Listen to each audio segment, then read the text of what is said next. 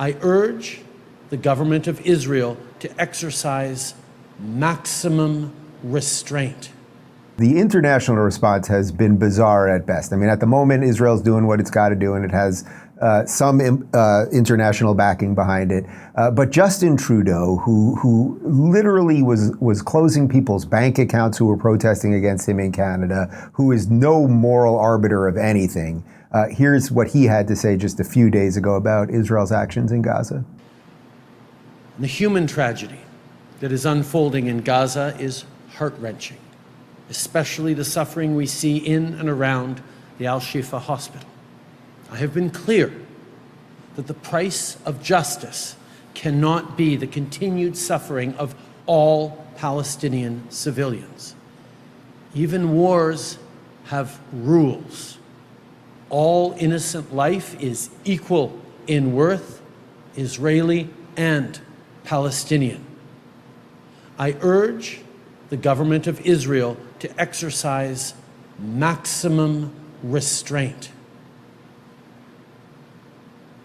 As the world is watching, on TV, on social media, we're hearing the testimonies of doctors, family members, survivors, kids who've lost their parents.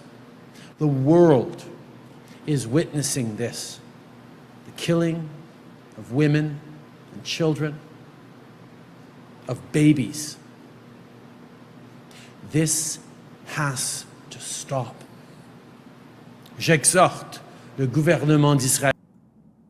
He is evil. I don't know how to put it any other way. He is evil. Who the hell does he think he is, that he can tell another Western democracy how they should defend their men, women, and children? Meira, can you talk a little bit about the things that Israel actually has done, like dropping leaflets and things of that nature, and the things that Hamas has done to maximize civilian casualties? Maybe that'll enlighten Justin Trudeau just a little bit.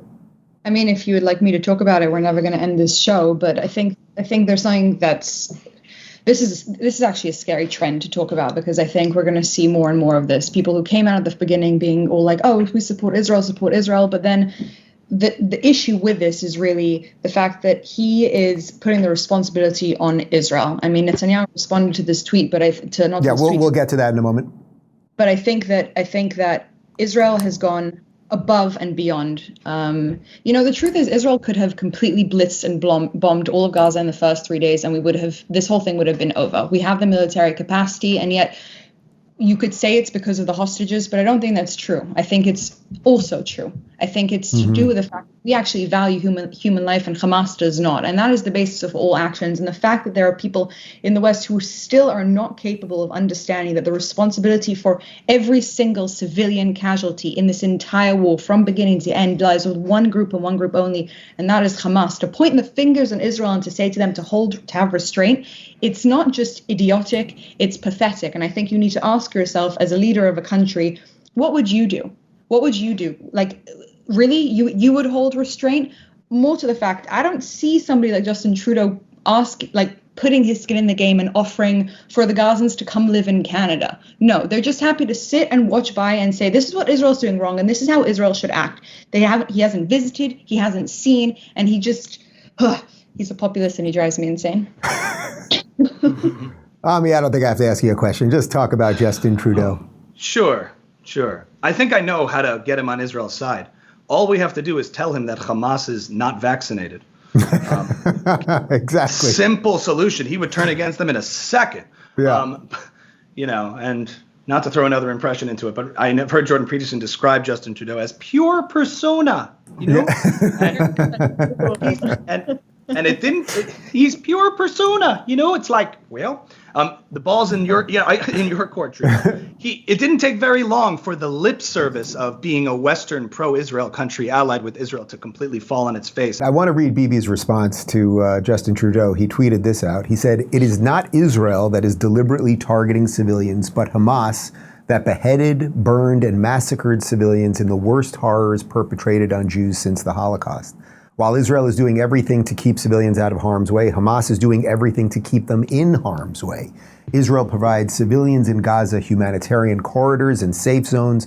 Hamas prevents them from leaving at gunpoint. It is Hamas, not Israel, that should be held accountable for committing a double war crime, targeting civilians while hiding behind civilians. The forces of civilization must back Israel in defeating Hamas barbarism. Do you think that there's also an inherent asymmetry in that Israel is the only country that's ever asked to explain themselves? And perhaps if one day they just decided not to explain themselves anymore, like everybody else, that it actually might behoove them in a weird way? Yeah, I know. I find that Israel, in a way, is in this abusive relationship with the Western world that condemns them. And to the extent that they cave to it and enable it and try to showcase that they're better in that sense, they only get further punished for it.